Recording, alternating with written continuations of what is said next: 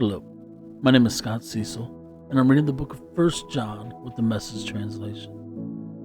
Today I pick up on 1 John chapter 5. Enjoy. Every person who believes that Jesus is, in fact, the Messiah, is God begotten. If we love the one who conceives the child, we'll surely love the child who was conceived. The reality test on whether or not we love God's children is this. Do we love God? Do we keep His commands? The proof that we love God comes from when we keep His commandments, and they are not at all troublesome. Every God-begotten person conquers the world's ways. The conquering power that brings the world to its knees is our faith. The person who wins out over the world's ways is simply the one who believes Jesus is the Son of God. Jesus, the divine Christ, He experienced a life-giving birth and a death-killing death. Not only birth from the womb, but baptismal birth of His ministry and sacrificial death. And all the while, the Spirit is confirming the truth, the reality of God's presence at Jesus' baptism and crucifixion, bringing those occasions alive for us. A triple testimony: the Spirit, the baptism, the crucifixion, and the three in perfect agreement. If we take human testimony at face value, how much more should we be reassured when God gives testimony as He does here, testifying concerning His Son? Whoever believes in the Son of God inwardly confirms God's testimony. Whoever refuses to believe, in effect, calls God a liar, refusing to believe God's own testimony regarding His Son. This is the testimony in essence.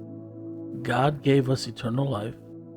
The life is in His Son. So, whoever has the Son has life. Whoever rejects the Son rejects life. My purpose in writing is simply this: that you who believe in God's Son will know beyond a shadow of a doubt that you have eternal life, the reality and not the illusion. And how bold and free we then become in His presence, freely asking according to His will, sure that He's listening. And if we're confident that He's listening, we know that what we've asked for is as good as ours. For instance, if we see a Christian believer sinning, clearly I'm not talking about those who make a practice of sin in a way that is fatal, leading to eternal death. We ask for God's help, and He gladly gives it. Gives life to the sinner whose sin is not fatal. There's such a thing as a fatal sin, and I'm not urging you to pray about that. Everything we do wrong is sin, but not all sin is fatal. We know that none of the God-begotten makes a practice of sin, fatal sin. The God-begotten are also the God-protected. The evil one can't lay a hand on them. We know that we are held firm by God. It's only the people of the world who continue in the grip of the evil one. And we know that the Son of God came so we could recognize and understand the truth of God. What a gift. And we are living in the truth itself, in God's Son, Jesus Christ. This Jesus is both true God and real life. Dear children, be on guard against all clever facsimiles. Thank you for joining me in the reading of 1 John chapter 5 and all of 1 John.